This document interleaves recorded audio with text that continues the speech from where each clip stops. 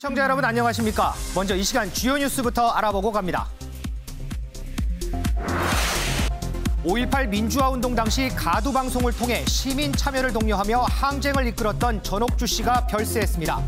정세균 총리는 우리 민주주의는 당신께 큰 빚을 졌다며 추모하는 등 각계의 애도가 이어지고 있습니다. 배달의 민족 창업자인 우아한 형제들 김봉진 의장이 재산의 절반 이상을 사회에 환원하겠다고 선언하며 전 세계 부호들의 기부클럽 더 기빙 플래지 공식 서약자로 인정받았습니다.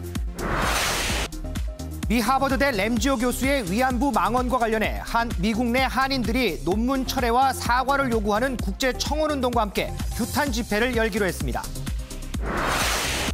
제3지대에서 단일화를 추진하는 국민의당 안철수 대표와 금태섭 전 의원이 오늘 오후 문재인 정부 4년간의 평가와 대안을 주제로 첫 TV 토론에 나섭니다. 그럼 오늘의 프레스룸 큐시트로 먼저 확인해 보시죠. 신현수 청와대 민정수석의 사의 표명을 두고 논란이 계속되고 있습니다. 오늘도 이 부분 집중적으로 다룹니다. 당대표 성추행 사건으로 한바탕 홍역을 치렀던 정의당, 또 다른 명함으로 주목받고 있습니다. 김현미 기자의 백브리핑에서 짚어봅니다. 고 백귀한 선생의 빈소를 찾은 문재인 대통령. 문 대통령은 재임 중 빈소를 몇 번 찾았을까요? 잠시 후 전해드립니다. 언제나 활기차게 시작하는 프레스룸, 지금 출발합니다.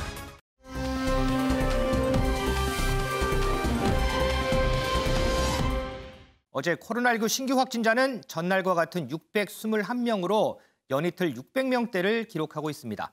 사적 모임과 특히 대규모 사업장에서의 감염 확산이 지속되고 있어서 우려가 큽니다. 이런 가운데 현재 사회적 거리두기가 완화되면서 대부분 업종이 가게 문을 열고 있고요. 이 결혼식장과 장례식장의 인원 제한도 완화된 상태입니다. 하지만요, 비슷한 가족 모임인 돌잔치에 대해서는 집합금지 조치가 유지되고 있어서 업계 반발이 크다고 합니다. 관련 리포트 먼저 보고 얘기 나누겠습니다. 200명이 들어갈 수 있는 뷔페 식당이 점심시간인데도 썰렁합니다. 짐을 정리하기 위한 박스들이 곳곳에 널브러져 있고 의자들도 쌓여 있습니다. 6년 동안 돌잔치 전문 뷔페 식당을 운영해온 박기영 대표는 최근 사업을 정리하기로 했습니다. 지난해 12월 말부터 가게 문조차 열지 못하고 있는데 코로나 사태 이후 쌓인 적자만 8억 원이 넘습니다. 미치겠죠. 솔직히 얘기해서 죽고 싶죠. 코로나 때문에 한 방에 날아가는 것도 웃기지만 돌잔치만 콕 찍어가지고 못하게 하고.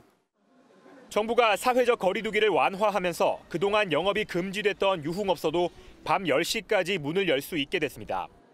결혼식, 장례식의 행사 인원 역시 수도권은 100명, 비수도권은 500명 미만으로 조정됐습니다. 하지만 결혼식과 식사 방식이 유사하고 가족을 중심으로 모인다는 것도 비슷한 돌잔치는 금지한다는 것에 업계는 분통을 터뜨리고 있습니다. 거기에다 직계 가족의 5인 이상 모임은 허용하는 상황에서 돌잔치는 제한하다 보니 현장의 혼란도 커지는 상황입니다.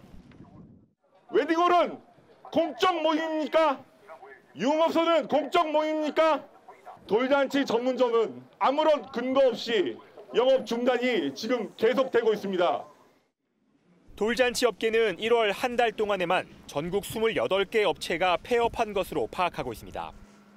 정부의 일관성 없는 정책에 업계 종사자들의 속은 하루하루 타들어가고 있습니다. MBN 뉴스 김종민입니다. 자, 그런데요, 앞서 전해드렸다시피 지금 코로나19 확진자가 다시 증가 추세여서 지금의 거리두기 단계가 다시 올라가는 것 아니냐, 이런 얘기들이 나오고 있습니다. 김은미 기자. 네. 현재까지 거리두기 2.5단계 이 기준은 넘어섰죠? 네, 일단 저희가 같이 그래픽을 갖고 좀 얘기를 좀 보면서 얘기를 해볼까 합니다. 지금 보시는 거, 지금 저게 설 연휴가 지나고 난 다음에 하루 신규 확진자 수를 나타낸 그래프입니다. 근데 보면은 지금 15일부터 거리두기가 완화되고 있었는데 월요일에 343, 그러다가 457, 621, 621 이렇게 300, 400, 600, 600. 그러니까 굉장히 급격하게 지금 오르고 있습니다. 그러니까 그러다 보니까 이거는 사실 이틀 연속 확진자가 600명대가 나오게 되면 말씀하신 것처럼 거리두기 2.5단계 기준을 지금 넘어서는 거거든요. 네. 그래서 지금 그런 얘기가 나오는 것 같은데 그러니까 그렇기 때문에 이제 방역 당국에서도 상당히 좀 고민을 하고 있는 것으로 보입니다. 자, 어제 오후에 방역 당국에서는 이런 얘기를 했습니다. 계속 확산하게 되면 이제 현재 조치를 다시 강화하는 방안을 검토할 수밖에 없다라고 얘기를 했는데요. 다시 강화할 수도 있다. 네, 근데 사실 여기서 더 무서운 거는 전문가들은 심지어 4차 대유행이 시작되는 것일 수도 있다라는 상당히 무서운 전망을 내놓기도 하고 있습니다. 근데 사실 이게 특별한 대책이 없는 상태에서 뭐 확진자 수가 갑자기 줄진 않을 거고 이게 지금 현재 환자는 늘기만 하기 마련 아니냐라는 이런 얘기인 건데요. 그러니까 어제도 저희가 말씀드렸지만 이 환자가 늘어나는 거 공장 집단 감염 상당히 좀 위험한 상황입니다. 네. 예, 어제 저희가 그 남양주 플라스틱 공장 얘기하고 그러니까 그 산업단지이기 때문에 59개의 입주 업체 그리고 1,200여 개의 그 1,200여 명의 직원들 지금 전수조사를 할 거다라고 얘기를 드렸었는데 이 전수조사 결과가 아직 나오진 않았습니다. 근데 전수조사 결과 나오지 않았지만 그 플라스틱 공장 그 한 곳에서 오늘 오전 5명의 추가 확진자가 나왔는데 4명은 해당 공장의 직원입니다. 근데 5명 중에 1명은 그 옆에 있는 다른 공장 직원으로 확인이 됐습니다. 네, 때문에 아직 전수조사 그 내용이 나오진 않았습니다만 이게 다른 공장으로도 충분히 확산될 우려가 있다고 볼 수 있겠습니다. 그러면 그 공장도 어쨌든 결과 나오는 걸 봐서 또 다시 또 검사하고 뭐 이렇게 해야 되지 않나요? 사실 이게 지금 1,200여 명을 일괄해서 지금 다 전수조사를 하고 있는 것이기 때문에 네. 만약에 해당 공장에서 나온다고 한다면 이제 공장 직원이 아닌 공장 직원의 가족들 그 주변으로 약간 이 검사 영역을 좀 넓혀야 되겠죠. 자, 이런 상황에서요. 다음 주부터 본격적으로 졸업식 시즌이 시작이 됩니다. 지금 5인 이상 사적 모임 금지 조치는 계속해서 시행되고 있죠. 그렇기 때문에 지금 이런 상황에서 친구들하고 그러면 졸업식장에서 사진도 못 찍나요? 하는 궁금증이 많습니다. 윤지영 기자, 네. 사진 못 찍어요? 네, 답부터 말씀을 드리면 사진 촬영이 가능합니다. 아, 찍을 수는 있어요? 네, 졸업사진을 찍는 행위는 5명 이상이 모여서 그 사진을 찍는 순간에만 마스크를 벗고 사진을 찍는 게 가능한데요. 네. 보건복지부는 어제 브리핑을 통해서 학교에서 함께 졸업사진을 찍는 행위는 규제 대상인 사적 모임으로 해석하기는 어렵다고 판단한다라고 밝혔습니다. 네. 그러니까 사진을 찍기 전까지는 마스크를 쓰고 있다가 사진을 찍는 순간에 잠깐 마스크를 벗고 사진을 찍고 나서 다시 마스크를 착용한다면 5명 이상 모여서 사진을 찍을 수 있다는 거죠. 다만 이 사진을 찍는 순간에 마스크를 벗은 상태에서 구호를 외치거나 대화를 나누는 행위 등은 할 수 없게 되고요. 또 졸업식 이후에 뒤풀이 하시는 분들이 굉장히 많은데 이 뒤풀이는 가급적 피하고 또 이 뒤풀이 때 5명 이상이 모이게 되면 이건 역시 규제 대상이기 때문에 이 모임은 금지된다는 점 꼭 명심하셔야 할 것 같습니다. 그러면 이제 졸업식 갔는데 이제 친구들이 6명이 있어요. 네. 야, 일로 와봐. 빨리 사진 찍자. 그러면서 서서 이제 마스크 잠깐 벗고 사진 찍고 자, 사진 찍었으니까 마스크 빨리 쓰자. 이러면은 가능하다는 그렇죠. 거군요. 그럼 그때 근데 사진 찍을 때 김치, 뭐 화이팅 뭐 이런 거는 안 된다. 네, 맞습니다. 자, 이 단체 사진 관련해서요. 또 논란들이 좀 있습니다. 한번 살펴보도록 하죠. 국민의힘 서울시장 예비 후보들이 어제 첫 토론회를 가졌는데요. 그런데 여기서 찍은 사진이 논란이 되고 있습니다. 바로 이 사진인데 이동석 기자. 네. 이 사진이 왜 논란이 되는 거예요? 일단 국민의힘 서울시장 예비 후보들의 방역 수칙 논란 위반이 현재 도마 위에 오른 상태입니다. 그제 열린 첫 토론회였죠. 국민의힘 지도부를 포함한 예비 후보들이 저렇게 단체 사진을 찍은 건데요. 보시면 마스크를 쓴 사람이 단 한 명도 없습니다. 그러네요. 그렇습니다. 오세훈, 나경원 예비 후보가 악수를 하는 모습에는 오세훈 예비 후보가 저렇게 마스크를 쓰지 않은 모습을 확인하실 수 있는데요.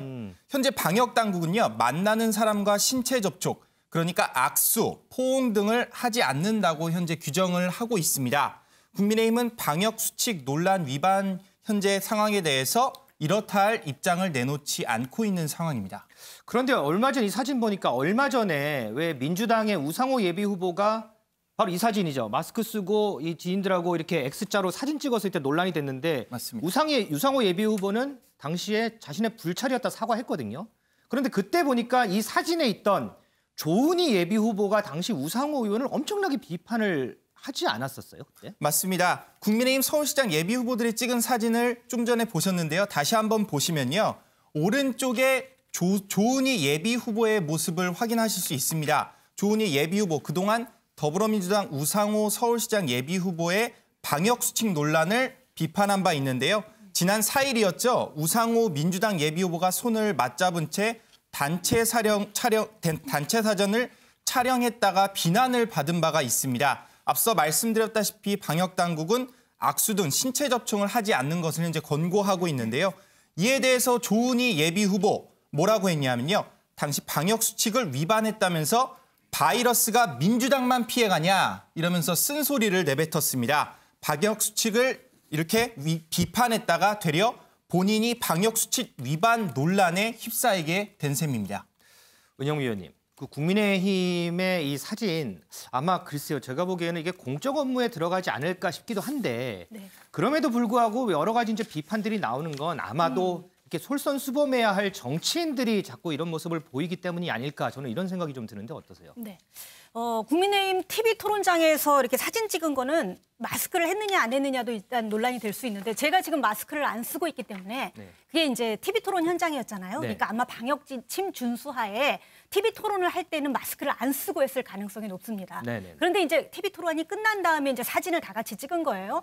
그런데 이때는 좀 마스크를 쓰고 찍었으면 좋지 않았겠냐. 네. 어차피 국민들한테 보여주는 건데 후보들이 마스크도 쓰고 방역 지침을 잘 지키는 모습을 보여줬다면 더 좋았을 텐데 특히 그렇죠. 이제 마스크도 마스크지만 이 손을 잡는 건 악수는 안 된다고 이제 계속 얘기하고 있는데 우상호 의원 X자 뭐 악수 사진이라든가 계속 악수를 해서 논란이 되고 있어요. 정치인들이 보면은 맨날 으르렁거리다가 굳이 우리는 사석에서는 그렇지 않는다는 점을 보여주기 위한 것인지 꼭 악수를 꼭 하거나 그렇죠. 뭐 이런 사진을 찍을 때 그냥 이렇게 하고 화이팅하면 되잖아요. 네. 또는 뭐 이런 표시 있고요. 이렇게 네. 하면 되는데 굳이 악수를 하는 이유를 잘 모르겠어요. 특히 이제 지난달 같은 경우에 이낙연 민주당 대표가 우상호 의원과 그다음에 박영선 전 장관과 함께 많은 사람들을 데리고 전통시장을 방문해서 어묵을 먹는 모습이 공개되면서 논란이 일었었죠. 지금 나오는 이제 저 네네. 사진이죠. 사진을 보니까 뒤에 많은 사람을 대동하고 있는데 뒤에 있는 분들은 다행히 이제 마스크를 쓰고 있는데 네네. 그렇더라도 너무 많은 인원을 대동하고 간 거고 이게 지난달 말이었어요.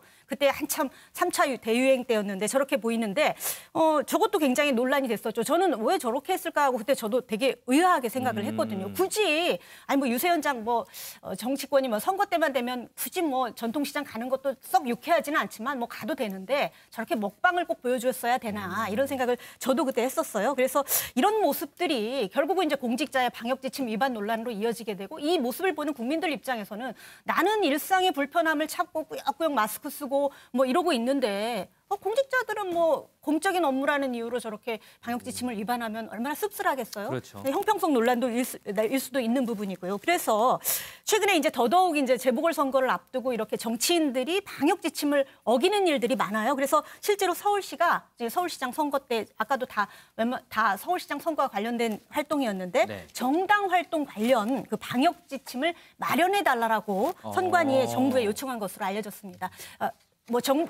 지침이 안 나왔어도 마땅히 안 했어야 되는데 그렇죠. 보통 이것들을 어기니까 정확하게 지침을 내놓고 앞으로도 선거 때까지는 한두 달 남았잖아요. 네. 그동안 제발 이제 이런 모습으로 국민들한테 눈살 찌푸리게 하는 일이 없었으면 하는 바람입니다. 어쨌든 이번 보궐선거도 코로나19 상황 하에서 치러지는 만큼 방역 수칙은 철저히 좀 지켜주시면 좋겠습니다. 그런 부분들이 유권자들 보기에도 좀 더 좋은 부분이 아닐까 이런 생각도 좀 해봅니다. 저희가 해외 유명 인사들 코로나19 감염 사실 몇 번 전해드렸는데요. 김은미 기자. 네. 이번에는 이 할리우드 유명 배우 기네스 펠트로도 코로나19에 감염됐다가 회복된 사실을 공개했더라고요. 네, 맞습니다. 기네스 펠트로가 이제 자신의 그 웹사이트에 직접 자신이 이제 내가 작년에 이 코로나19가 상당히 확산이 됐었을 당시에 사실은 코로나19에 걸렸었다라는 내용의 글을 자기가 직접 올렸습니다. 네. 그래서 사실 뒤늦게 고백을 한 건데 걸렸을 때 너무 피곤하고 그리고 사실 머리가 멍해지고 집중이 잘 안 됐었다라는 이런 내용을 같이 올렸는데요. 근데 저희가 지금 주목을 하는 이유는 완치된 이후에 자신의 이 건강 관리를 김치로 하고 있다라고 얘기를 했습니다. 김치를 먹으면서 건강 관리를 했다고요? 네, 사실 김치 종류가 정말 많잖아요. 네. 근데 김태일은 무슨 김치 좋아하세요? 저는 가장 노멀한 배추김치 좋아하죠. 네, 노말한 거 좋아하실 것 같았어요. 네. 근데 이 기네스 펠트로는 무김치를 좋아한다고 합니다. 무김치요? 네. 그러니까 이 무김치, 그러니까 기네스 펠트로의 원래 식습관이 설탕이랑 알코올을 많이 자제하는 그런 식습관을 갖고 있는데 네. 이 무김치, 설탕을 넣지 않은 무김치가 참 좋더라 이런 내용을 올렸어요. 무김치면 뭐 깍두기, 뭐 총각김치 이런 거 얘기하는 건가요? 그렇죠. 아. 근데 사실 이 무김치라는 게 이제 뭐 주부님들은 다 많이 아실 거예요. 무김치가 무 자체가 좀 알싸하면서 달달한 맛이 있습니다. 근데 네. 이게 김치가 숙성이 되면서 알싸함은 좀 옅어지고 이 달달한 맛이 상당히 배가가 되거든요. 그러니까 기네스 펠트로가 김치를 먹을 줄 아는 거죠. 근데 기네스 펠트로 하면 평소에도 한식 많이 자주 즐기지 않아요? 예전에 많이 본 것 같은데요. 네, 맞습니다. 한식을 전도한 한식 전도사인 기네스 펠트로의 모습 한번 같이 보고 오겠습니다. He's going to show me how to make one of my favorite dishes that I've always wanted to know how to make, which is, I can never pronounce it right. The tempura part or the bibimbap part? The bibimbap part. Bibimbap. Bibimbap. Bibimbap. So it's a Korean rice dish, essentially. Exactly. We're going to use brown rice, right? We are, because it's healthier. It's healthier. And my favorite part of it is, I have two favorite parts. The kimchi, which is like a spicy Korean cabbage that I love. And it's incredible. Thanks, Lee. All right, my I'm pleasure. so happy I know how to make this. 아주 비빔밥, 김치 발음이 한국 사람 못지 않은데요. 아, 네. 그리고 사실 비빔밥에도 김치를 넣는 것도 이제 상당한 김치 애호가임을 이제 확인할 수가 있었는데 지금 보신 게 2009년의 그 유튜브 영상입니다. 근데 2009년이면 지금 12년 전인 거죠? 그렇죠. 네, 12년 전에 이미 비빔밥을 상당히 좋아했다는 얘기. 그러니까 K푸드가 지금 상당히 이게 인기를 얻게 된 게 몇 년 되지 않았습니다. 그렇죠. 그런데 12년 전에 무려 직접 저렇게 비빔밥을 만들어서 먹을 정도로 한식을 상당히 좋아했다는 게 비빔밥의 또 참맛, 김치의 참맛뿐만 아니라 비빔밥의 참맛도 알고 있다라는 얘기겠죠. 기네스 펠트로가 왜 건강한지 이제야 좀 알 수 있을 것 같습니다. 자, 김치 얘기가 나왔으니까 말인데요. 윤지영 기자. 네. 트로트 가수 송가인 씨도 김치를 언급했던데 무슨 연유 때문에 언급을 한 거예요? 네, 인기는 트로트 가수 송가인 씨 평소에도 무대에서 한복을 좀 즐겨 입는데 네. 그제 SNS에 한복을 곱게 차려입은 이 사진을 올리면서요. 김치도 한복도 우리나라 대한민국 거예요 라는 이 소신 발언을 내놓은 겁니다. 최근에 중국 누리꾼들이 한복과 김치를 자기 나라의 문화다라고 이렇게 우기는 일들이 굉장히 많은데 그렇죠. 여기에 이 반박을 하는 소신 발언을 해서 화제가 되고 있습니다. 그런데 얼마 전에 보니까 이 중국 포털 사이트에 우리 윤동주 시인 검색하면 조선족으로 나오더라고요. 네, 맞습니다.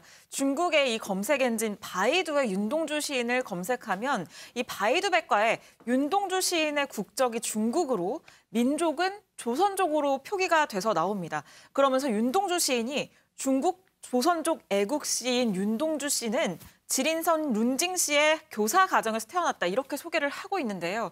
여기에 대해서 이 서경덕 성신여대 교수가 항의 메일을 보내는 등 이 수정을 요청을 하기도 했습니다. 하지만 중국 매체들은 이 문제에 대해서 양국 전문가들이 고증과 분석에 나서야 한다라면서 현재까지도 수정을 하지 않고 있는 상황입니다. 소정수 위원님, 네. 지금 조금 전에 봤더니 할리우드 배우까지 김치 정확하게 또박또박 얘기하던데 중국의 이 문화 공격은 왜 날로 심해지는 거예요? 결국 중국은 이제 90년대 이후에 이른바 동북공정 과정에서 자신들의 통일적인 그런 국가 체제를 유지하기 위해서 네. 소수민족의 역사도 중국의 역사다. 네. 이 정책을 펴고 있지 않습니까? 네. 그러니까 티벳의 역사도 지금은 그냥 중국의 역사가 돼버리는 거예요. 그렇죠. 마찬가지로 이제 뭐 고구려의 역사, 조선족의 역사도 전부 다 중국의 역사다. 이러한 이제 동북공정을 펼쳐왔는데 김치도 결국은 그러한 큰 맥락에서 그 문화적인 동북공정의 하나라고 이제 볼 수가 있는 거죠. 지난해 11월 달인가요? 그때 이제 황구시보가 그 중국의 파오차이 그렇죠. 그 음식이 ISO에서 표준 인증을 받으니까 김치 종주국의 치욕이다 이래가지고 마치 이제 자기들이 김치의 종주국인 것처럼 맞아요. 이렇게 이제 하면서 시작이 돼서 이게 뭐 유엔주대 중국 대사도 그렇고 유명 유튜버도 그냥 김치를 다 우리 음식인 것처럼 중국에서 그런 식으로 해가는 것들이 계속 되고 있는데 이런 것들은 큰 틀에서 어쨌든 이 대한민국과 이 통일 한국까지 내다본 통일 한국 이후에 중국과의 관계 네. 이런 것까지 내다본 중국에서 이 동북 삼성의 역사 자체를 완전히 이건 우리의 역사다, 중국의 역사다라고 라고 이제 가져가려고 하는 거죠. 고구려나 발해 이런 역사 자체를 부정하는 것이죠. 그 흐름이 그대로 지금 문화적으로 내려오고 있는 것이기 때문에 이런 문제를 그냥 중국에서 그런가 보다 이렇게만은 할 수 없는 맥락이 이제 거기에 있는 것이고 그렇죠. 이렇게 된 데는 우리의 잘못도 조금 있습니다. 김치라는 용어를 영어로는 김치로 그대로 표기를 하는데 네. 이걸 중국어로 표기할 때는 파오차이라고 그동안 해왔기 때문에 이 부분에 대해서 빨리 어쨌든 김치에 맞는 그에 맞는 중국 발음 이런 것들을 제대로 좀 펼쳐야 될 것으로 보이고요. 그런 측면에서 조금 더 과감한 이런 외교적인 노력 이런 게 좀 필요할 것 같습니다. 최근에 중국 외교부에서는 이와 관련해서 대변인이 성명을 냈거든요. 그렇죠. 그런데 우리 쪽에서는 그에 비해서는 조금 이런 부분에 대해서 소극적이지 않은가 싶어서 어쨌든 하나하나 부분에 대해서 확실한 대응을 좀 할 필요가 있습니다. 어쨌든 간에요. 중국에서 김치를 김치로 부르는 날까지 이 주제는 저희는 계속해서 다루도록 하겠습니다.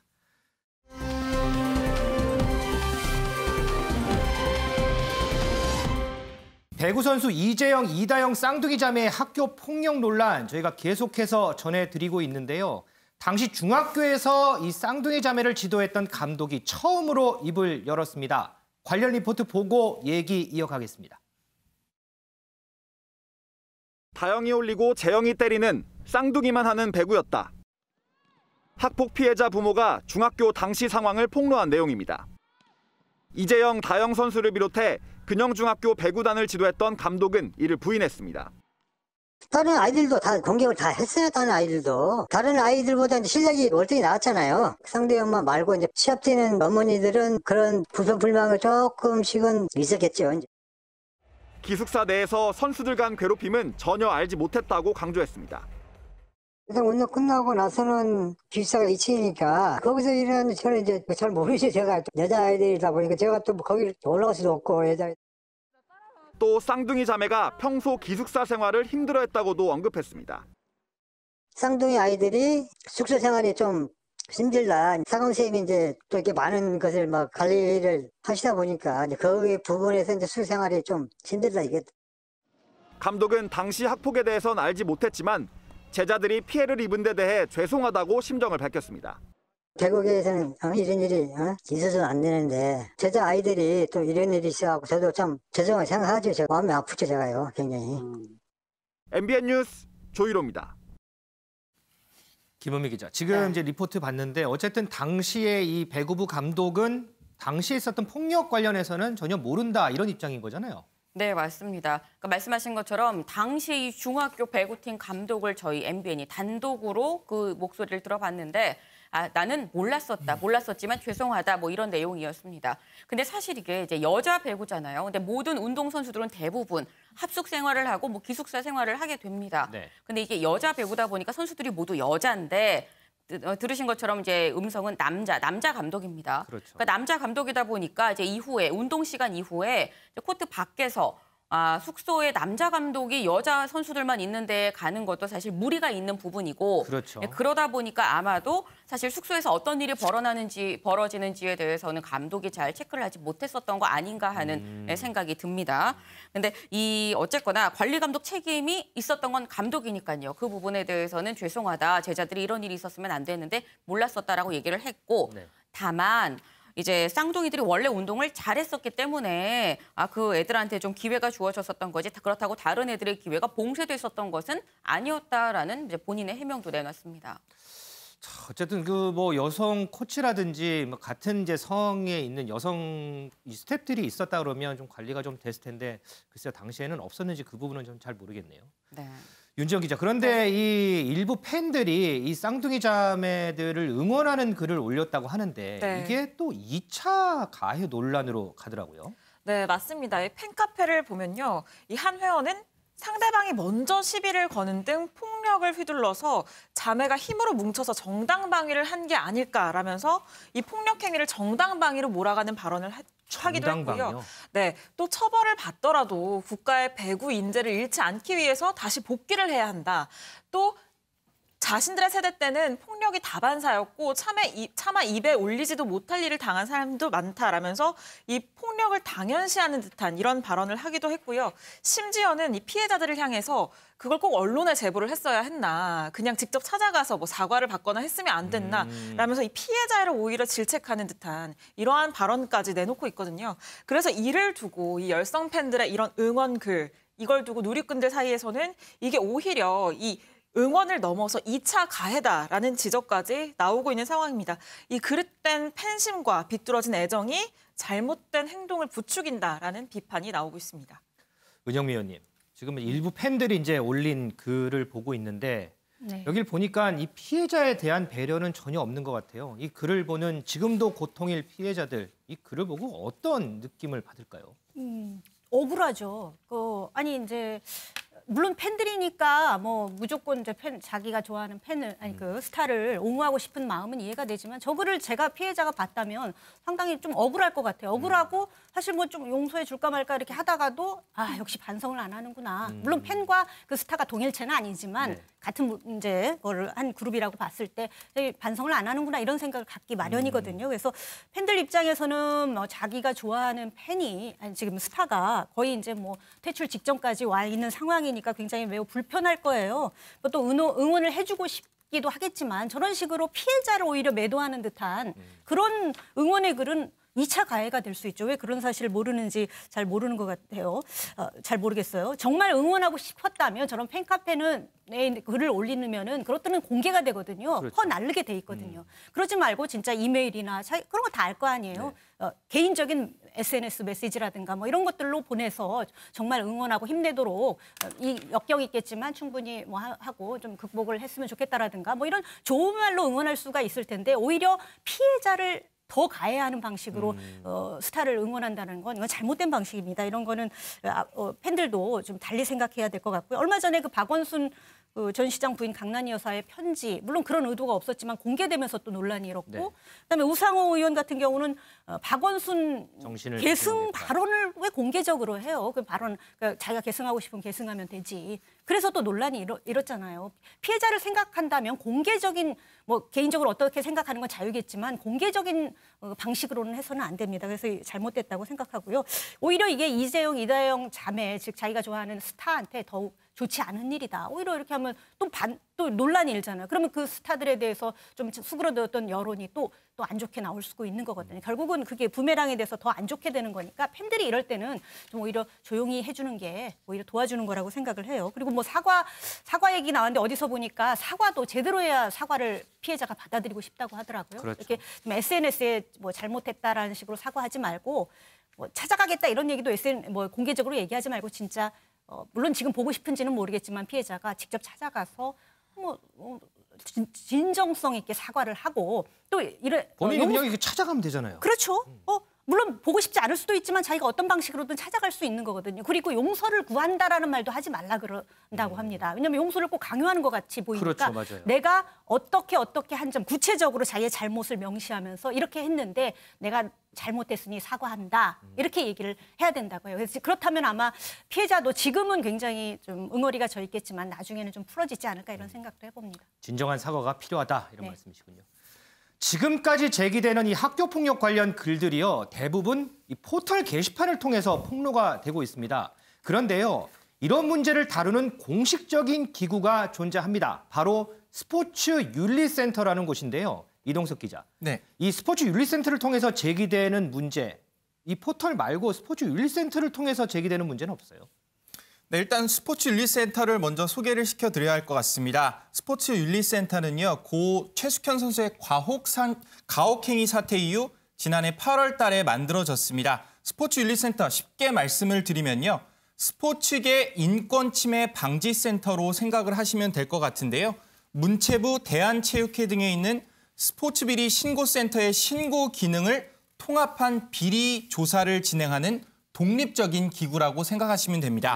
네, 이렇게 들어보면 막강한 업무가 주어질 것으로 이렇게 생각이 되는데요. 작년 말 기준으로 해서 300건이 넘는 현재 민원이 접수됐다고 합니다. 네. 근데 몇 건의 민원이 해결됐는지 예상해 보시겠습니까? 300건의 민원이 접수가 됐으면 글쎄요. 제 생각에는 절반 이상은 어떻게 조치가 됐을 것 같은데요. 네, 저도 그렇게 되기를 희망을 했지만 해결이 된 거는 단 2건에 불과했다고 합니다. 2건밖에 안 돼요? 그렇습니다. 징계가 이뤄진 건수가 단 2건이라고 말씀을 드리겠는데요. 일단 스포츠윤리센터의 역할에 의문이 들 수밖에 없는 상황입니다. 이곳에 일하는 대부분의 직원들은요, 체육계 출신이거든요. 네. 체육계 출신이다 보니까 체육계 내부 사정을 잘 안다는 장점이 있습니다. 하지만 문제를 객관적으로 이렇게 해결할 수 있다는 것에는 물음표가 붙을 수밖에 없는데요. 이에 대해 스포츠윤리센터 관계자는요, 출범한 지가 얼마 안 됐고 그리고 피해자와 피의자 연락이 잘 닿지 않아 어려움이 있다고 호소를 했습니다. 그래서 어제 황희 문체부 장관이 스포츠윤리센터 찾아서 제대로 된 역할을 좀 해달라 이렇게 당부한 거군요. 그렇습니다. 황희 문체부 장관이 이를 의식한 듯 어제 스포츠윤리센터를 방문을 했습니다. 황 장관은요, 스포츠 인권 보호의 제도적 기반이 강화됐지만 아직 선수 간 폭행 문제 등 미비점이 있다 이러면서 아쉬움을 드러냈는데요.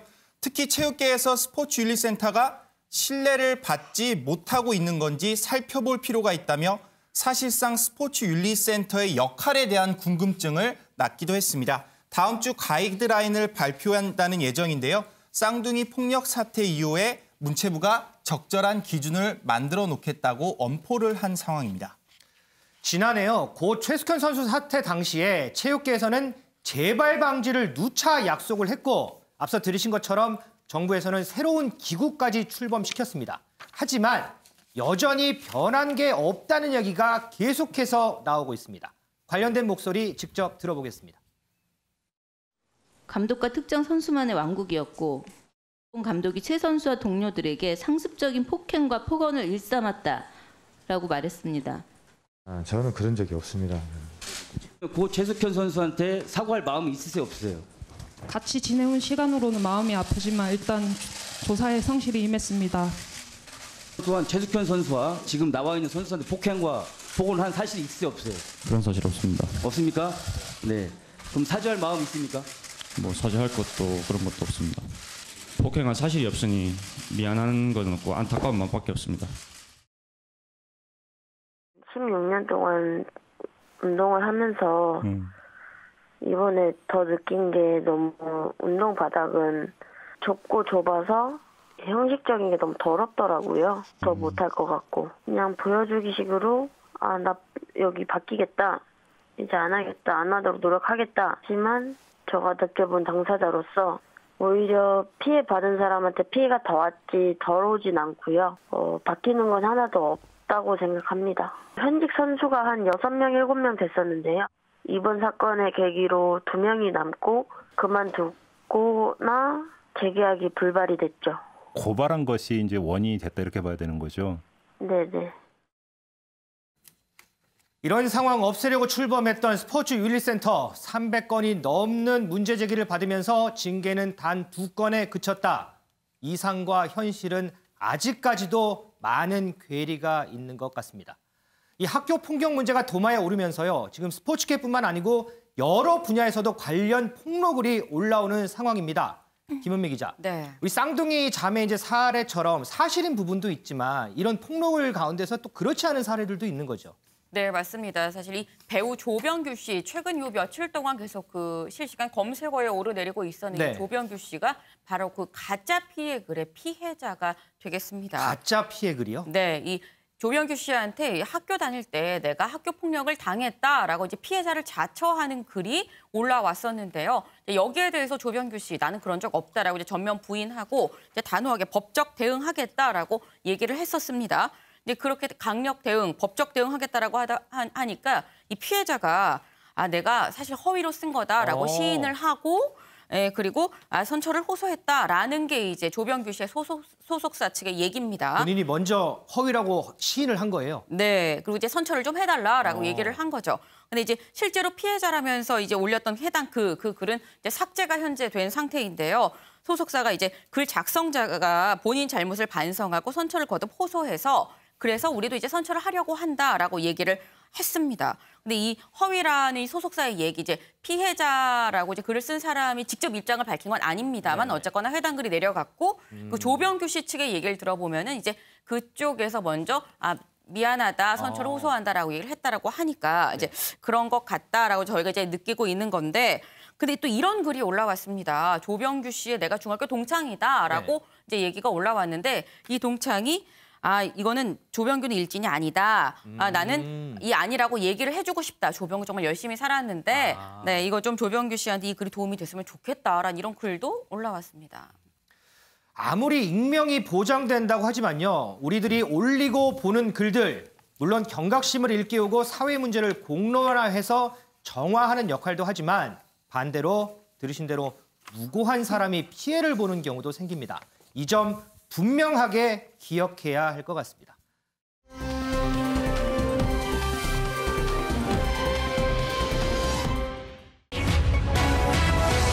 임기 중 4차례 이례적 대통령의 조문. 지난 15일이죠. 통일운동가이자 통일문제연구소 소장인 고 백기환 선생이 향년 89세의 나이로 별세를 했습니다. 빈소는 서울대병원에 마련이 됐고요. 내일 발인이 예정돼 있습니다. 문재인 대통령도 어제 빈소를 찾아서 고인을 애도했습니다. 이동석 기자. 네. 문재인 대통령 이 빈소 찾는 모습 상당히 좀 많이 보기 힘든데 어제 모습 어땠어요? 네, 일단 문재인 대통령이 어제 빈소를 방문한 모습 먼저 보고 오시겠습니다.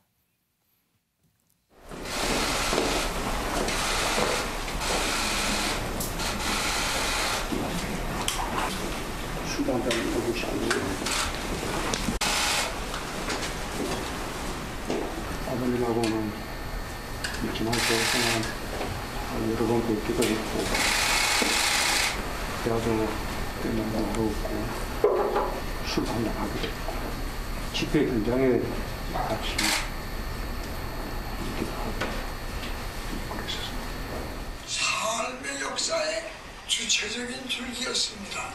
문재인 정부는 바로 이 땅의 민중들이 주도했던 한반도 평화운동의 그 맥락 위에 섰다는 깨우침을 가지시길 바랍니다. 네, 앞서 영상을 통해 만나보셨듯이 문 대통령이 어제 오전 고 백기환 통일문제연구소장 빈소를 찾아 조문했습니다. 문 대통령은요, 고인의 영정 앞에 국화 한 송이와 술 한 잔을 올리고 큰절을 했는데요. 유영민 비서실장 그리고 탁현민 의전 비서관 등 청와대 관계자들이 동행을 했습니다. 문 대통령은 10분 동안 이곳에 머물면서 고인의 가족들과 안부를 물었는데요. 백기환 소장은 오랜 투병 끝에 향년 89세를 일기로 지난 15일에 별세했습니다. 윤지영 기자. 네. 문재인 대통령이 직접 이 조문을 간 거 저도 참 몇 번 못 본 것 같은데 임기 중에 한 4번 정도 있었나요? 네, 맞습니다. 문재인 대통령이 재임 중에 빈소를 찾은 거 이번이 4번째입니다. 이 첫 번째 조문은요, 지난 2018년도 1월에 밀양 화재 피해 합동 분향소를 찾았을 때가 있었고요. 2019년 1월에는 그 일본군 위안부 피해자인 김복동 할머니의 빈소, 그리고 2019년 12월에는 소방 헬기 추락 사고로 인한 합동 연결식을 찾았습니다. 이 김대중 전 대통령의 부인인 이호 여사가 세상을 떠났을 당시에는 이 북유럽 3개국 순방 중이었기 때문에 이 순방을 마치고 고인이 머물렀던 서울 동교동 사저를 찾아서 유족들에게 위로의 뜻을 전하기도 했었는데요. 네. 그만큼이나 이 문재인 대통령이 빈소를 직접 찾는 일이 굉장히 이례적이고 이건 그동안의 고인과의 어떤 깊은 인연을 보여준다고 할 수도 있을 것 같습니다. 이 문 대통령은 그동안의 김종필 전 국무총리가 세상을 떠났을 때에는 김부겸 당시 행안부 장관을 대신 조문을 보냈고 또 백선엽 장군과 이건희 삼성전자 회장이 떠났을 때에도 역시 빈소를 찾지 않고 대신 노영민 비서실장이 그랬죠. 빈소를 대신 찾았고 조화만 이 대통령 명의로 보냈습니다. 특히 지난해 7월에 이 백선엽 장군이 별세했을 당시에는 야당에서 문 대통령이 직접 조문을 해야 한다 이렇게 주장을 했지만 맞아요. 그럼에도 불구하고 직접 조문을 가진 않았었거든요. 그런 만큼 굉장히 이번 조문이 이례적이다라고 볼 수 있을 것 같습니다. 이동석 기자. 그런데 이제 네. 문재인 대통령이 어제 빈소에서 고인이 남긴 영상 메시지를 선물로 받았다 이런 얘기가 있더라고요. 그 안에 메시지가 뭐였어요? 네, 문 대통령이 장례식에 머문 동안 고 백기환 수장이 생전에 촬영한 영상을 조금 전에 영상을 통해 만나보셨는데요. 유족들이 문 대통령에게 직접 휴대폰으로 보여준 겁니다. 아, 조금 전에 우리가 봤던 그 영상을 보여준 거군요. 그렇습니다. 지금 영상에서 보시기를 이렇게 보여지는데요. 고 백기환 소장은요. 문재인 정부는 민중들이 주도했던 한반도 평화운동의 맥락 위에 섰다는 깨우침을 가지길 바란다고 영상을 통해 전했습니다. 그러면서 생각대로 잘 되길 바란다면서 문 대통령을 향한 지지를 빼놓지 않았는데요. 문 대통령은 영상을 본 뒤 이렇게 말했다고 합니다. 영상을 잘 챙겨라. 이렇게 참모진들에게 당부를 했다는데요. 유족들은 문 대통령에게 고인이 남긴 하얀 손수건과 저서 한 권을 선물하기도 했습니다. 소 의원님, 임기 중에 4차례밖에 없었던 이 빈소 조문, 그만큼 이 문재인 대통령과 백기환 소장의 인연이 남다르다 이런 걸 보여주나요? 그렇죠. 아무래도 이제 문재인 대통령이 직접 현장에서 백기환 선생을 만났던 적도 많이 있고 현장 만나는 그걸 넘어서서 이 백기환이라는 인물에 대한 그 남다른 어떤 감수성 같은 것들이 있지 않습니까? 특히 이제 민주화 운동에 헌신했고 인권 변호사로 활동했던 문재인 대통령 입장에서는 백기환이라는 인물 자체가 굉장히 강하게 아마 머릿속에 각인이 돼 있을 겁니다. 뭐 저희 세대만 해도 사실 제가 대학 다닐 때 그 당시에 이제 민중 후보로 출마를 하고 했었는데 그래도 저도 굉장히 강렬한 인상으로 지금 남아 있는데 문 대통령에게는 더 그러했겠죠. 백기환 선생은 할아버지 때부터 할아버지가 독립운동 하다가 고문으로 돌아가셨지 않습니까?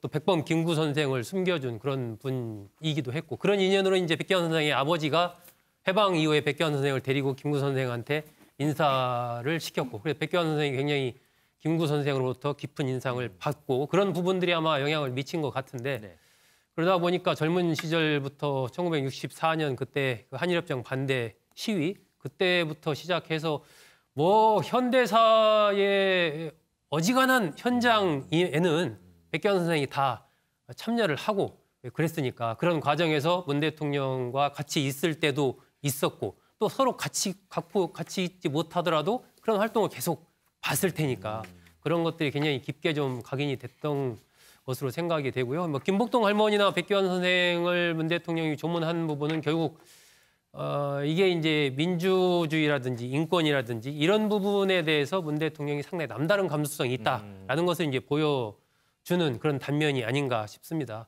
전에 예를 들면 박근혜 전 대통령 같은 경우는 그 후원회장을 했던 남덕우 전 총리라든지 또 김용필 전 국무총리의 부인 박영옥 여사라든지 이렇게 좀 개인적으로 남다른 인연이 있는 분들 조문을 했었거든요.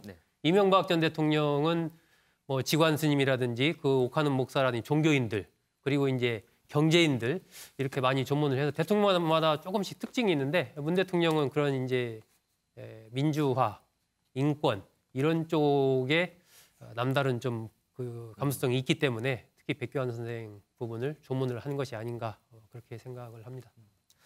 어제 문재인 대통령 이 조문 과정에서 약간의 소란도 좀 있었다고 합니다. 관련된 영상 준비했는데 보고 오겠습니다.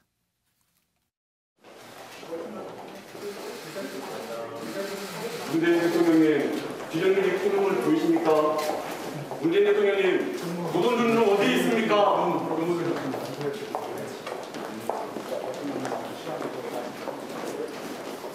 김은미 기자. 고 백기환 선생 시민분향소가 이 서울시청 광장에 차려질 내다가 서울시가 이거를 불허했다 이런 얘기가 들리더라고요. 네, 맞습니다. 지금 이 시민 분향소를 놓고 이제 서울시 그리고 장례위원회 이 양쪽의 갈등이 상당히 첨예한 상황인데 일단 장례위는 조금 전인 정오, 그러니까 낮 12시서부터 일반 시민의 분향을 강행을 하겠다라고 얘기를 하고 있습니다. 이 시민 분향소 설치, 그러니까 서울시가 안 된다고 하는 이유, 그러니까 코로나19가 지금 상당히 심각한 상황이라서 서울광장을 공개하지 않고 있다 때문에 우리는 허가하지 않았는데 마음대로 설치하면 어떡하냐 뭐 이런 입장입니다. 근데 장례위 측에서도 이제 할 말이 있습니다.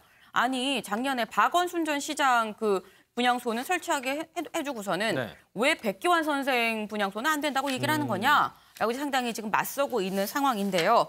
말씀드린 것처럼 일단 장례위는 우리는 그냥 분향소 설치하고 일반 시민 조문하겠다라고 하는 입장이고 서울시는 마음대로 해라. 그렇게 하면 우리 변상금 부과하고 철거하겠다라는 입장입니다. 글쎄요. 그때도 코로나 상황이었고 지금도 코로나 상황이었는데 그때는 또 그때고 지금은 지금이고 글쎄요. 선뜻 이해하기는 힘듭니다.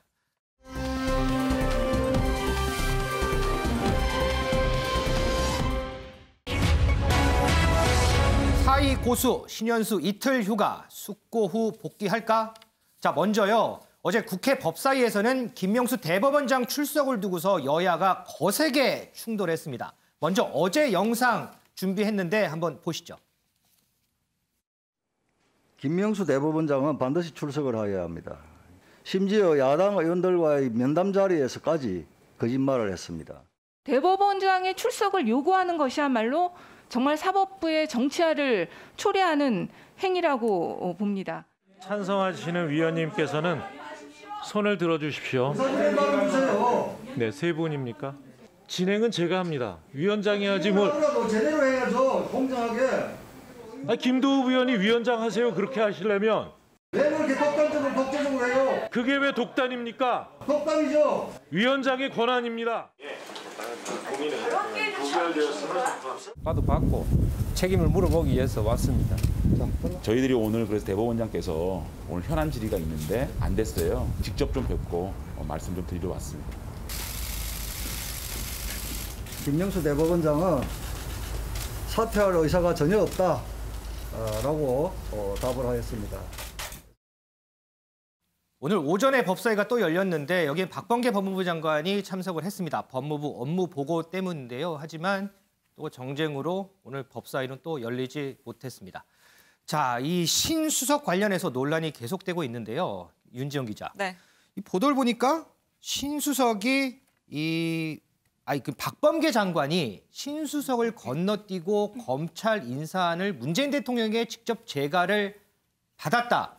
네. 그런데 문재인 대통령이 이걸 뒤늦게 알았다. 이런 보도가 있어요. 이거는 어떻게 된 거예요? 네, 맞습니다. 일단 청와대에서는 이 신현수 민정수석이 사의를 표명한 이 배경에 박범계 장관과의 어떤 검사장급 인사를 둘러싼 갈등이 있었다라는 부분은 이미 밝힌 내용입니다. 그렇죠. 그런데 이 과정 중에서 박 장관이 신수석을 건너뛰고 문재인 대통령에게 인사안 재가를 요청했다라는 보도가 나온 건데요. 이 신수석이 박 장관과 윤석열 총장의 요구사항이었던 이 대검 참모진 교체 그리고 한동훈 검사장에 대한 좌천 인사의 일선 복귀를 두고서 이견을 조율하던 사이에 이 이견 조율이 더 되지 않았는데 박 장관이 문재인 대통령에게 자신의 인사안을 올려서 재가를 받았고 그래서 이걸 대통령이 재가를 했는데 뒤늦게 신현수 수석이 사의를 표명을 하면서 이 인사안이 협의가 없이 이뤄진 것이었구나 했다는 사실을 뒤늦게 감지를 했다는 겁니다. 그럼 제가 할 때는 이게 협의가 다 돼서 제가안이 올라왔나 보다 이렇게 생각을 했다는 거예요? 네, 맞습니다. 통상적으로는 이 인사안을 민정수석실을 통해서 제청을 받는데 네. 이 프로세스를 박 장관이 건너뛰고 그러니까 신현수 민정수석을 패싱하고 이 재가를 받은 게 아니냐라는 건데요. 여기에 대해 청와대는 검사장급 인사안을 누가 대통령에게 보고를 했고 대통령이 어떤 과정을 통해서 재가를 한 건가 여기에 대해서 기자들이 질문을 했는데 여기에 대한 답변은 일단 피하고 있는 상황입니다. 청와대는 구체적인 재가 과정 등에 대해서는 의사결정 과정을 낱낱이 공개하는 건 적절하지 않다라면서 답변을 꺼렸습니다. 이동석 기자. 그래서 문재인 대통령이 박범계 장관에게 경고의 메시지를 보냈다 이런 보도도 있어요. 그러면 이 같은 맥락인 건가요?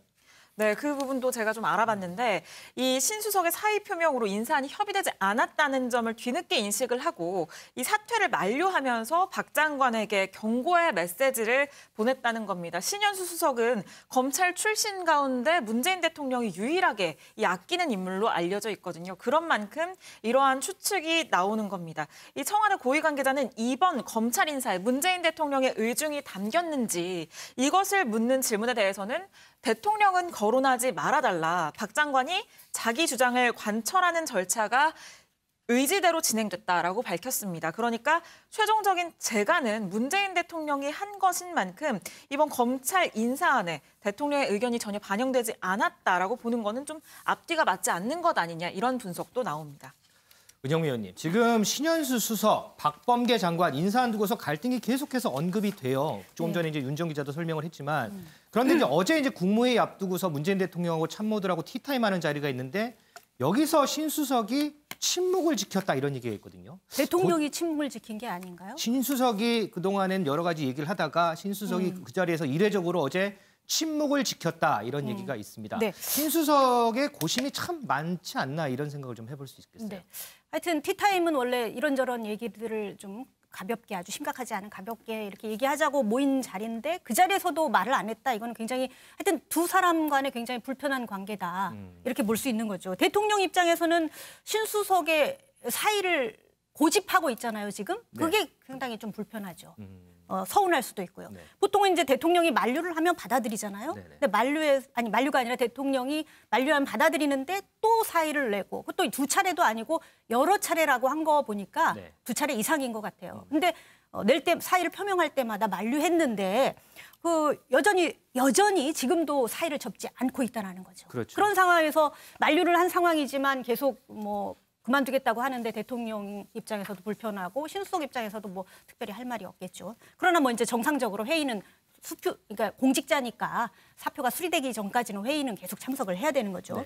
물론 이제 확인된 건 아닌데 일부 보도입니다. 지금 나오는 것들이 청와대가 확인한 거 외에는 대부분 그냥 취재를 통해서 나오는 거기 때문에 좀 뭐 아닐 수도 있고 길 수도 있긴 한데 처음에 신수석이 원래 이제 고위급 검찰 인사가 난 게 7일이었어요. 일요일이었잖아요. 그다음에 신수석이 처음 사의를 표명한 게 9일로 알려졌는데 그때만 해도 대통령이 처음에 그래 후임을 찾아보자 이렇게 사의 수용 입장을 비쳤다고 해요. 근데 갑자기 이제 입장이 이후에 바뀌어가지고 사의를 만류했다고 하는데 처음에는 그렇게 하자고 했다가 사의를 만류한 이유가 뭐겠어요. 사표를 낼 경우에 그동안 추미애 전 장관 교체로 마무리될 것 같았던 그런 이제 현 정권과 검찰과의 불편한 관계가 이번 정부 들어서도 이번 정부가 아니라 올해 들어서도 새로운 수석이 왔고 새로운 장관이 임명됐음에도 불구하고도 계속될 것이라는 걸 예고하는 거잖아요. 신년 기자회견 때 앞으로 그런 일은 없을 거라고 대통령이 말을 했는데 그게 허언이 되는 거고요.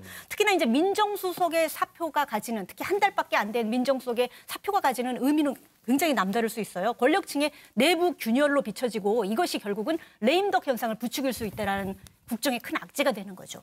이게 당연히 다가오는 재보궐선거에도 악재로 작용할 수밖에 없는 게 물론이고요. 그렇기 때문에 대통령 입장으로서는 어떻게든 신수석의 사표를 막고 싶은 거죠. 그래서 이제 어저께 청와대가 아주 이례적이에요. 보통 사의 표명했다 이런 걸 구체적으로 어떻게 했는데 뭐가 불만이어서 했고 대통령이 만류했다 이런 얘기를 구구절절히 청와대에서 확인해 주지 않는데 어저께 그렇죠. 이례적으로 맞아요. 확인해 준 이유는 뭐냐면 대통령이 만류했고 신수석이 검찰 인사안에 대해서 불만을 가졌다 이런 얘기를 구구절절히 얘기한 이유는 신수석의 구겨진 자존심을 좀 회복시켜서 만류하려는 그런 목적이 있었던 거예요. 그런데도 여전히 신수석은 사의를 고집하고 있으니 대통령 입장에서는 참 서운한데 하지만 신수석 입장에서 보면요. 아까 앞서 이제 윤지원 기자가 얘기했는데 대통령이 과연 박범계 장관의 인사안이 민정수석과 조율이 있었다고 생각하는데 나중에 알았다라고 얘기했는데 그게 진짜일까요? 본인도 민정수석을 했었는데 직접 민정수석실을 통하지 않고 인사안을 직접 박범계 장관이 직접 보고했다고 알려지고 있는데 그렇다면 왜 그런 거야라고 물어볼 수도 있었잖아요. 그렇죠. 통례로는 민정수석실에서 올라오는데 박 장관 당신이 왜 직접 보고하지? 이렇게 물어보는 게 당연한 거거든요. 그런데 그걸 모르고 인사를 제가를 했고 그렇다는 거는 신수석 입장에서 그렇지 않다고 보는 거죠. 대통령이 박 장관의 손을 들어줬고 결국 내가 할 수 있는 일은 없구나라고 무력감을 느꼈을 수도 있다라는 거죠. 어쨌든 이제 이런 상황에서 신수석이 만약에 사의를 접지 않고 이렇게 불편한 상황이 계속된다면 원래는 레임덕을 부추기지 않기 위해서 신수석의 사표를 수리해주지 않고 있는데 계속 사의를 접지 않고 있는 상황에서 계속 지리하게 가면 오히려 이게 또 정부의 운영하는 데는 또 마이너스가 될 수 있어요. 근데 만약에 사의를 접지 않는다면 그래서 조금 기다렸다가 아예 전격적으로 사의를 수용하고 오히려 후임을 찾는 게 오히려 낫다라는 지적도 나오고는 있는데 과연 한 달 만에 또 민정수석이 사표를 내는 상황에서 과연 이 자리를 제대로 일을 할 수 있는 후임을 찾을 수 있을지는 저도 좀 의구심이 듭니다. 앞서 티타임에서 문재인 대통령도 이례적으로 한마디도 하지 않았군요.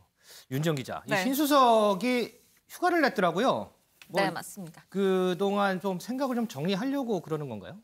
네, 오늘 신수석이 출근을 하긴 했는데 이게 정상적인 출근은 아니었고요. 바로 오늘과 내일 이 휴가원을 제출하기 위해서 오늘 나온 겁니다. 아무래도 오늘부터 이 일요일까지 나흘간의 시간이 있으니까 이 동안에 마음을 좀 정리하지 않을까 싶은데요.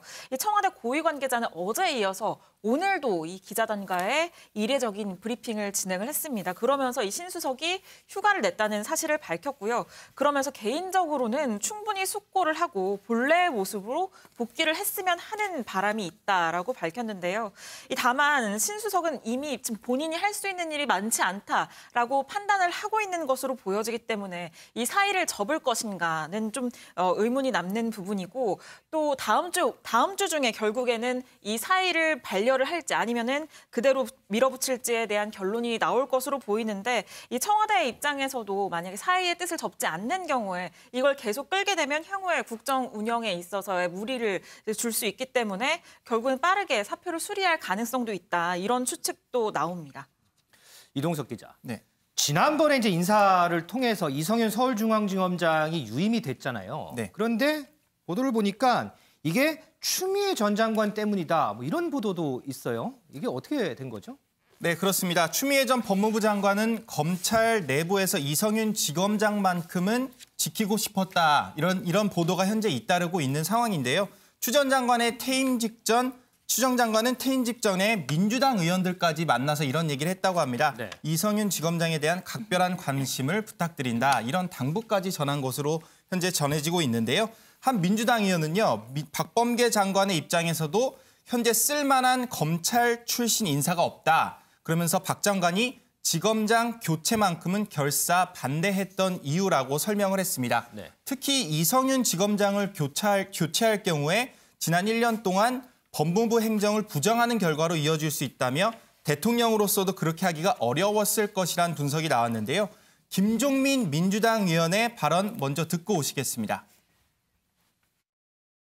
시 전 수석이 임명될 때 검찰과 또 이제 법무부 또는 그 청와대 간의 관계를 좀 안정시키는 데 기여를 할 거다. 제가 했던 그런 기대가 조금 무리한 거 아니었나 하는 생각이 드는 게, 이게 어느 한 분이 역할을 해가지고 상황을 확 바꿀 수 있는 상황이 아니다. 어느 한쪽으로 기울기가 확 이렇게 기울어지는 인사가 이루어지면, 그러면 사실 이게 뭔가 승패가 이렇게 결정되는 그런 양상인데, 사실 그렇게 됐을 때 상당히 그 후유증이 커지는 거죠. 네. 만약에 예를 들어서 추미애 장관 추궁하는 듯한 인사가 이루어지면, 그럼 문재인 대통령이 추미애 장관을 부정하는 거 아닙니까? 그러니까 지난 1년 동안에 법무부 그 행정을 부정하는 건데, 네. 그렇다고 또 이제 윤석열 총장을 책임을 묻거나 또 문제 제기를 하는 인사가 될 수도 없는 거고, 이 상황이 이렇게 확 바뀌기가 어려운 상황에서 지금 민정수석을 맡으신 거예요, 사실은. 네, 검찰 지검장 인사 논란에 대해서 김종민 민주당 의원은요, 현재 상태대로 잘 수습할 것이라면서 크게 의견이 심각하지 않다고 갈등 상황에 대해 확대 해석을 경계하기도 했습니다. 자, 다음 주 월요일이죠. 신현수 정무수석이 이제 휴가에서 돌아오는데 사태와 관련해서 어떻게 매듭이 지어질지 이 부분도 참 궁금해집니다.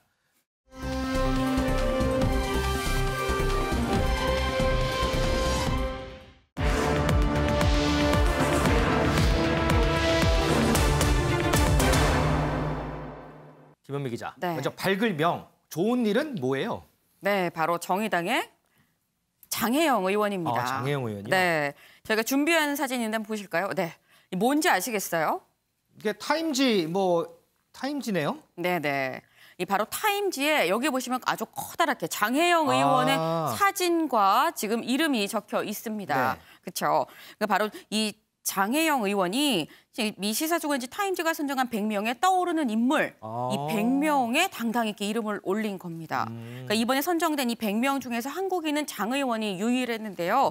네. 타임지는 장 의원을 선정한 이유에 대해서 장애가 있는 동생을 이제 자립시키는 데 상당히 도움을 주었고, 그 과정을 다큐멘터리로 만들어서 공개하는 과정에서 인권 운동가로서 상당히 힘을 써왔다라고 밝혔습니다. 그리고 이거랑 더불어서 장 의원이 당대표에게 이제 성추행 당한 사실을 공개를 하고, 그로 인해서 당대표가 이제 자리에서 사퇴하는, 이 사퇴까지 이끌어낸 그 사례도 같이 언급을 했습니다. 장혜영 의원 한동안 마음고생이 상당히 심했을 것 같은데 이번 일을 계기로 조금은 웃을 수 있겠어요? 네, 그래서 안 그래도 이 장 의원한테 직접 한번 연락을 해봤습니다. 네. 그래서 축하드립니다라고 말씀을 드렸는데 생각보다 굉장히 목소리가 밝았어요. 그래서 그래요? 예, 밝게 웃으면서 아유 고맙습니다라고 이렇게 얘기를 했는데 하지만 아무래도 앞선 안 좋아왔던 그런 어떤 사건이 있었기 때문에 인터뷰는 좀 고사를 하는 입장이었습니다. 대신에 이제 본인의 페이스북 글로 좀 가름을 해달라라고 얘기를 했는데요. 네. 네, 바로 이게 그 페이스북 글입니다. 네. 여기 보면은 그 백인에 든 것에 대해서 제 이름 곁에는 모든 인간의 존엄과 평등, 다양성 그리고 기후정의가 살아 숨쉬는 이 미래를 꿈꾸는 모든 시민들의 이름이 있다. 그래서 다양성은 불편함, 위협이 아니라 우리의 힘이다. 그러니까 모두를 위한 차별금지법 제정을 위해서 싸우겠다라고 밝혔습니다. 자, 이 부분이 이제 좋은 일이고 그러면 안 좋은 일은 뭐예요? 네, 바로 이 류호정 의원입니다. 류호정 의원이요? 네, 그러니까 류호정 의원 사실 당찬 소신 발언이 있고 원피스 등원 논란 뭐 이런 게 있었었잖아요. 네, 그런데 이 정의당의 젊은 피를 넘어서 여의도의 젊은 피라고 얘기가 나왔었습니다. 최근 비서 면직 논란으로 이제 한바탕 이제 힘든 시기를 보내고 있는데요. 어제 이것과 관련해서 입장문을 냈습니다. 네, 바로 이건데 가슴 아픈 해고의 기억을 떠올렸을 노동자 그리고 현장의 활동가, 당원, 지지자 여러분께 깊이 사과드린다라고 얘기를 했습니다. 근데 처음에는 부당 해고 아니라고 법적 대응하겠다 이렇게 얘기하지 않았어요? 네, 맞습니다. 그때 영상 한번 같이 보고 오실까요? 부당 해고가 아닙니다. 국회 부자지는 근로기준법, 국가공무원법의 적용 대상이 아닙니다. 전 비서도 정의당의 당원입니다. 따라서 노동 존중 사회를 지향하는 정의당의 강령에 비추어 면직 과정에 부당함이 있었는지 당의 징계기관인 당기위원회의 판단을 받으려던 것이었습니다. 특히 신무당원은 당과 저의 명예를 심각히 훼손하고 당원 지지자에 큰 상처를 줬습니다. 형사 고소를 통해 응분의 법적 책임을 묻겠습니다.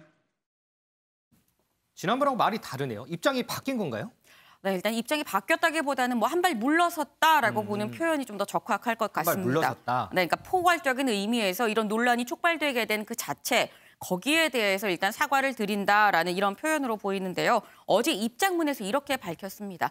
사과드립니다. 이제 저희의 입장은 오해를 살 수 있는 내용으로 정의당의 이제 노동 존중 원칙에 대한 이 주변의 우려, 걱정이 뒤따랐습니다라고 얘기를 하면서 앞선 좀 전에 보셨던 그 기자회견에서는 제가 드린 말씀은 이제 관련 법령이 없기 때문에 내가 한 면직은 아무 문제가 없다라고 말씀드린 게 아니었다. 그게 아니라 노동을 존중한 이 정의당에서 이제 부당성을 다투게 된 그 경위를 설명하려던 그 과정이었었다라고 설명을 했습니다.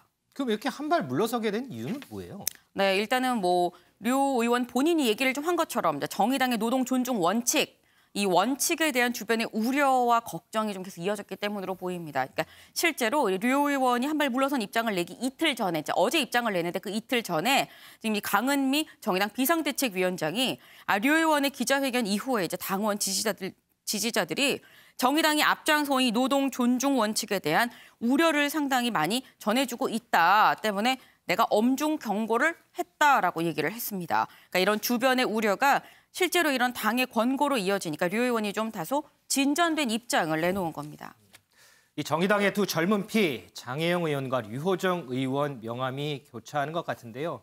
인생사 세옹지마 이런 말이 또 생각이 납니다. 김 기자 수고했습니다.